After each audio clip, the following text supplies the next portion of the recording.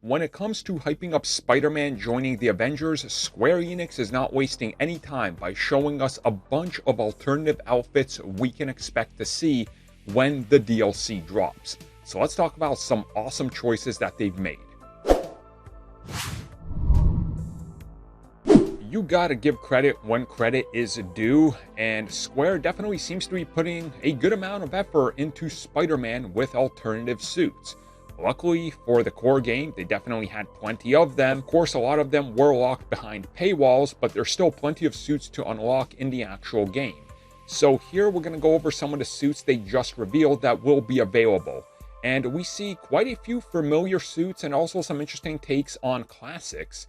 So of course, if we start looking at the images, and I'll just have them scrolling by here, we see some interesting takes on some classic outfits that you expect to see, like the Secret War suit, which I think is pretty awesome. The Spider Armor Mark I suit, for example. That's pretty cool. That's pretty accurate, quite honestly. There's some good stuff in here. For example, the Mark III suit. That looks awesome.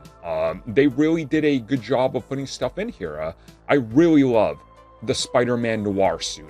It's one of my personal all-time favorite Spider-Man suits in that run. So I absolutely love that they put it in there. But also, check out the alternative classic suit. Like, this is what they say is their interpretation of the original appearance, and I think it looks stunning.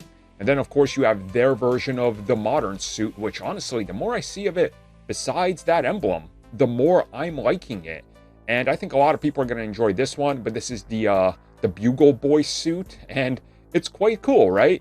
It's like a quick, sort of proto, sort of homemade effort here. I really like it. I really like everything they're showing off right now, honestly. It all looks very nice. It looks very awesome that they're including all this, and that we can expect to see what I would assume is going to be a rollout of suits that slowly, hit the store, and when we can expect to see, I guess, more additions in terms of more DLC and what's going to be free, what's going to be for purchase. I would assume, for anybody wondering if we're going to get like the TASM suits or the Raimi suit or even the advanced suit from the, Sony licensed PlayStation exclusive stuff, I'm going to assume those, if we ever get them, they're going to be behind a paywall, because the licensing fees for that, just to make it a reality and all the people you have to go through, that can quickly become a nightmare. And honestly, at least we're seeing they're making an effort. So in good consciousness, they'll be able to, I guess, go out there and get some more things lined up for release, and hopefully they'll be able to sustain more throughout next year and, really turn this game around, hopefully. They've seemed to listen to the community somewhat, so we'll see what happens next. Out of all these, what do you guys think? Which one is your favorite? I'm going with the classic. Like, the classic just looks so good.